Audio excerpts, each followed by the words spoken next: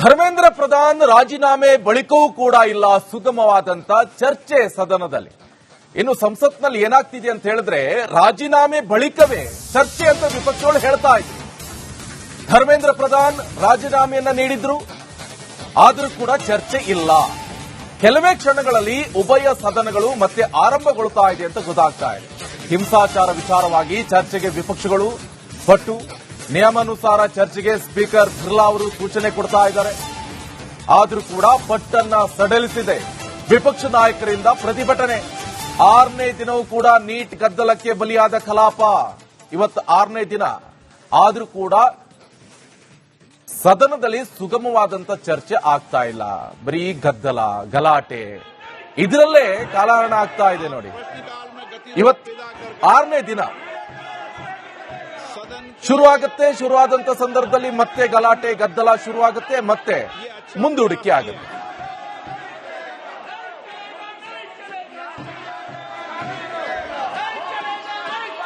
माननीय सदस्यगण,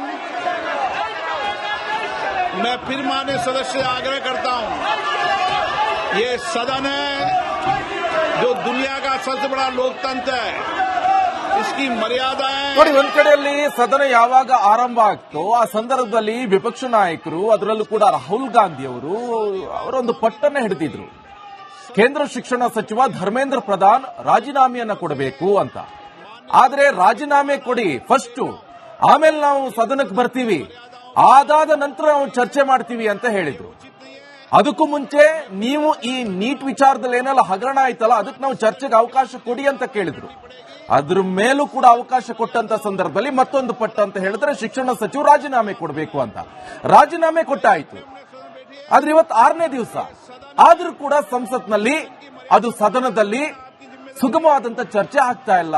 ಹೊರಗಡೆ ಬರ್ತಾರೆ ವಿಪಕ್ಷಗಳ ನಾಯಕರು, ಧರಣಿ ಮಾಡ್ತಾರೆ. ಆ ದೃಶ್ಯವನ್ನು ಕೂಡ ನೋಡ್ತಾ ಇರಬಹುದು. ಇದು ಸಂಸತ್ನ ಹೊರಗಡೆ ವಿಪಕ್ಷಗಳ ನಾಯಕರು ಧರಣಿ ಮಾಡ್ತಾ ಇರುವಂತ ಘಟನೆ ಇದು ನೋಡಿ. ಒಂದ್ ಕಡೆಯಲ್ಲಿ ರಾಹುಲ್ ಗಾಂಧಿ ಇದ್ದಾರೆ, ಇನ್ನೊಂದು ಕಡೆಯಲ್ಲಿ ಕೆ.ಸಿ. ವೇಣುಗೋಪಾಲ್, ಪ್ರಿಯಾಂಕಾ. ರಾಜ್ಯಸಭೆ ಹಾಗೆ ಲೋಕಸಭೆ ಎರಡರಲ್ಲೂ ಕೂಡ ಅಧಿವೇಶನ ನಡೀತಾ ಇಲ್ಲ. 6ನೇ ದಿನ ಆದ್ರೂ ಕೂಡ ಈ ನೀಟ್ ಗದ್ದಲಕ್ಕೆ ಈಗ ಬಲಿಯಾಯಿತು ಹಾಗಾದ್ರೆ ಕಲಾಪ ಎನ್ನುವಂಥದ್ದು. Prevention of insults to national honour amendment bill 2026 अगर उस पर पॉइंट ऑफ ऑर्डर है तो मैं दे रहा हूं आप। नियमतः नियमतः मैं आपसे ये कहना चाहता हूं, औचित्य का प्रश्न है 250 जी। अंतर्विध सिफारिशों के क्रियान्वयन की स्थिति के संबंध में वक्तव्य देता हूं। माननीय सदस्य जिन्हें आज नियम 377 के अधीन मामले उठाने की अनुमति प्रदान की गई है, वे व्यक्तिगत रूप से अनुमोदित पाठ सदन के पटल पर रख सकते हैं। आइटम नंबर 15 लोक परीक्षा अनुचित साधन निवारण संशोधन विधेयक 2026। माननीय सदस्यगण, लोक परीक्षा अनुचित साधारण निवारण संशोधन विधेयक 2026 हमारे देश के करोड़ों युवाओं के भविष्य, उनकी मेहनत और उनकी आकांक्षाओं से जुड़ा अत्यधिक महत्वपूर्ण विधेयक है। ये विधेयक पेपर लीक जैसे अपराधों पर प्रभावी अंकुश लगाने, दोषियों के विरुद्ध कठोर दंड प्रावधान कर देश के करोड़ों युवाओं के हितों की रक्षा और इस दिशा में एक महत्वपूर्ण विधेयक है।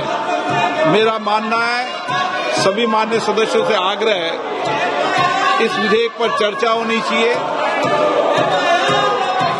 सभी दल के सदस्य इस विधेयक पर अपने चर्चा दें। इस विधेयक पर पहली बार 91 संशोधन भी आए, इससे मेरा आग्रह है इस पे सबके विचार और मत आना चाहिए। लोकतंत्र में सबके मत संशोधन करने के लिए विधेयक पर विचार किया जाए। सिर्फ माननीय मंत्री की बात ही रिकॉर्ड में जाएगी। बिल मोशन मुफ्त। तो प्लीज अपनी सीट पे जाइए। आपने पॉइंट ऑफ ऑर्डर मांगा, हमने दिया, और रूल आप जानते हैं कि पॉइंट ऑफ ऑर्डर अगर आप सब्जेक्ट पे नहीं देंगे, I will not allow. Please, सदन का मत होगा, उस मत के अनुसार समय बढ़ा दूंगा ताकि सबके मत आए, सबके विचार आए और देश के विद्यार्थी जो विधेयक आ रहे हैं निश्चित रूप से उसके प्रभावी कदम उठाएं, उसमें मत जाए। आप जाइए,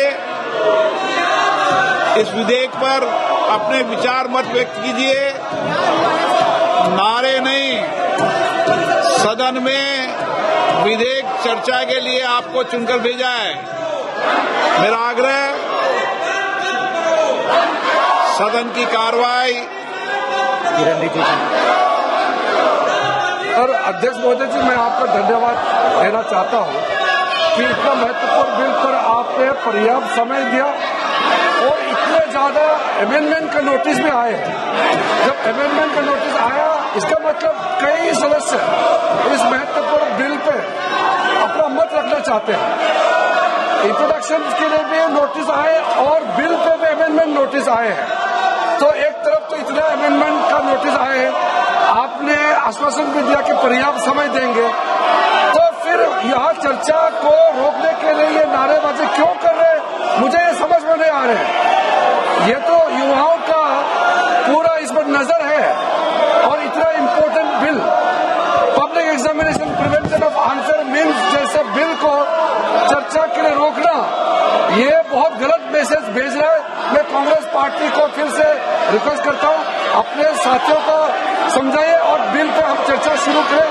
स्पीकर साहब ने जो टाइम तय करेगा, हम लोग सब मंजूर है।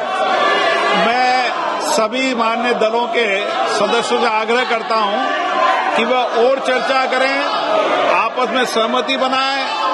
हम इस विषय पर चर्चा करना ही चाहते हैं, इसलिए मैं आज फिर आपको 3 घंटे का समय देता हूं। शाम को 5 बजे तक सरकार और सभी दल मिलकर सहमति बनाए ताकि 5 बजे इस विधेयक पर चर्चा हो सके। आज सदन 5 बजे तक के लिए स्थगित किया जाता है।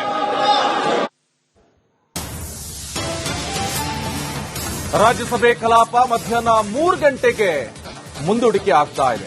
ರಾಜ್ಯಸಭೆ ಕಲಾಪ ಮಧ್ಯಾಹ್ನ 3 ಗಂಟೆಗೆ ಮುಂದೂಡಿದ್ದಾರೆ ಸ್ಪೀಕರ್ ಅಂತ ಗೊತ್ತಾಗ್ತಾ ಇರುವಂತಹ ವಿಚಾರ. ಯಾಕಂತ ಹೇಳಿದ್ರೆ ಮತ್ತೆ ಈಗ ಶುರುವಾಯಿತು ಗಲಾಟೆ ಗದ್ದಲ. ಇಲ್ಲಿ ಯಾವುದು ಕೂಡ ಚರ್ಚೆಗೆ ಅವಕಾಶಗಳೇ ಇಲ್ಲ ಅಂತ ಪರಿಸ್ಥಿತಿ ನಿರ್ಮಾಣ ಮಾಡಿಬಿಟ್ಟಿದ್ರು ವಿಪಕ್ಷ ನಾಯಕರು ಅಂತ ಆಡಳಿತ ಪಕ್ಷದವರು ಹೇಳ್ತಾ ಇದ್ರು. ಸದ್ಯ ಈಗ ರಾಜ್ಯಸಭೆ ಕಲಾಪ ಮಧ್ಯಾಹ್ನ 3 ಗಂಟೆಗೆ ಮುಂದೂಡಿಕೆ ಮಾಡಿದ್ದಾರೆ ಸ್ಪೀಕರ್ ಅವರು. ನೀವು ಕೂಡ ನೋಡ್ತಾ ಇರಬಹುದು, ಆ ನೇರ ದೃಶ್ಯಾವಳಿಯನ್ನು ನಾವು ನಿಮಗೆ ತೋರಿಸ್ತಾ ಇದ್ವಿ. 12 ಗಂಟೆ ಆಯಿತು, ಅದಾದ ನಂತರ 2 ಗಂಟೆ ಆಯಿತು. ಈಗ ಮತ್ತೆ ಯಾವಾಗ ಶುರುವಾಗುತ್ತೋ ಆವಾಗ ಮತ್ತೆ ಗದ್ದಲ ಗಲಾಟೆ ಎಲ್ಲವೂ ಕೂಡ ನಡೀತಾ ಇದೆ. ಈಗ 3 ಗಂಟೆಗೆ ರಾಜ್ಯಸಭೆ ಕಲಾಪ ಮುಂದೂಡಿದ್ದಾರೆ ಸ್ಪೀಕರ್.